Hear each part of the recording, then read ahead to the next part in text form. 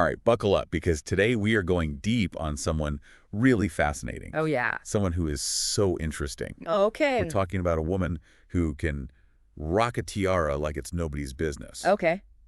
But also, she tackles child exploitation with the same energy. Whoa. That's quite a combo. Right. Talk about containing multitudes. Yeah, tell me more. That's what we're doing today, diving deep with Lucia Hou, Okay. a woman who is really out there defying expectations and really using her platform to make a difference. I'm so here for this. You and me both. Yeah. And what makes her even more fascinating is that she really breaks the mold of what we think of when we think of, the whole pageant world. Oh, absolutely. It's so easy to get caught up in the glitz and glamour, but she's proof that there's so much more to it than that. Right. Like when you hear beauty queen, you don't immediately think child advocate. But with her, those two things aren't separate. They fuel each other. Exactly. And that's what's so compelling about Lucia Hou. She doesn't just embody beauty and grace. She uses those qualities to amplify a cause that's clearly so close to her heart, protecting children. And that's what makes this deep dive so interesting. Our source material for today is actually this amazing interview from World Class Beauty Queens magazine. Oh, cool. And they're celebrating her as their Woman of the Decade. Wow. Woman of the Decade. That is amazing. Talk about an accomplishment. Yeah. What an honor. Seriously. And they don't just hand those out to anyone.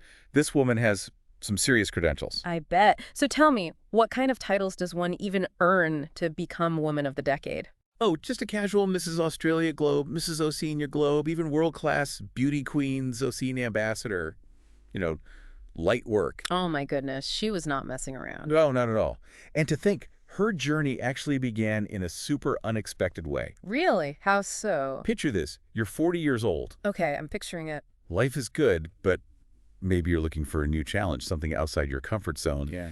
And then, bam, you decide to enter your first ever pageant. Wow, talk about going for it. That's Lucia Hou in a nutshell. Not afraid to chase her dreams and really use every single opportunity to make a difference. 40 years old. That's incredible. It really speaks to her fearlessness and drive. Right. You don't often see someone enter that world later in life and completely own it like that.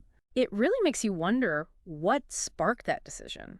What was the catalyst for her to dive headfirst into the pageant world at that point in her life? Right. And this is where I think it's so important to remember. The pageant world is not just about, what you see on the surface. Oh, absolutely. There's so much more to it than just appearances these days. Exactly. It's changed so much even in the last decade. Totally. These women are judged on so much more now. It's about their platforms, their advocacy work, their ability to use their voice for something bigger than themselves. Yes. It's about their intelligence, their compassion, their commitment to making a real difference in the world. And Lucia Hou embodies that perfectly. She really does. And I feel like this is where we should talk about the robot dance. The robot dance. That victory lap. Oh, right. I saw that clip. That's fantastic. It's incredible, right? It's the perfect encapsulation of her spirit. It really is, right? Like accomplishment. Dedicated to her cause. And she never loses that sense of being her true self. She's 100% authentically her, and you can feel that. Exactly. And it's that realness that makes her so relatable, so impactful. Absolutely, because people can tell when someone's genuine, and she radiates that. Exactly. And speaking of impact, I think it's time to talk about the heart of what makes Lucia Hou so world-class. Her organization, Project Karma. Yes, let's dive into that. This is where the conversation gets really powerful. Project Karma. Dedicated to fighting child sex trafficking and exploitation, particularly in Southeast Asia and Australia. It's heavy stuff, but so important to talk about. Absolutely. And, this is something that resonates so deeply with her, especially as a mother herself. It's heavy stuff, for sure.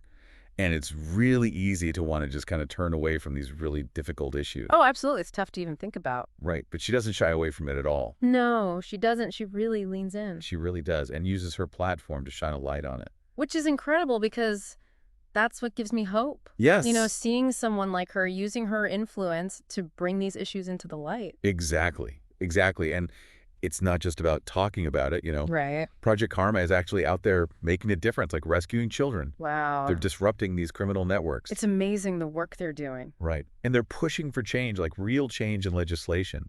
Which is huge, because that's how you create lasting impact. Exactly. We're talking about actual new laws being passed, Wow. pilot projects to protect vulnerable communities, That's incredible. crisis centers being established. It's amazing to see how her advocacy translates into real, tangible results like that. Yes, absolutely. And it's like she has this knack, you know, What's that? for taking every single opportunity and turning it into this platform for Project Karma. Oh, absolutely. She doesn't let any opportunity go to waste. It's like every magazine cover, every time she's on TV, every social media post, it all leads back to amplifying that message.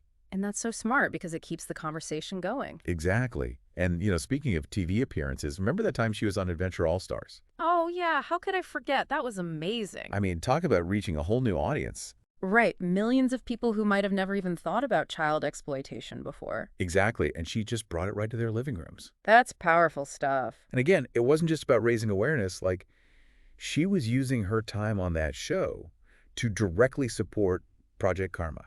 Oh, how so? They were raising funds. They were mobilizing viewers Yeah. to get involved. That's incredible. She really knows how to maximize every opportunity. She really does. And then there's the Behind the Sash documentary. Oh, yes. I watched that. It was so powerful. Right. And I feel like that was just such a powerful way to give a voice to, the voiceless. Absolutely. I had to show the human side of this issue. Yes, exactly. It's so easy to get caught up in, statistics and figures. Right. But seeing those faces, hearing those stories really hits home.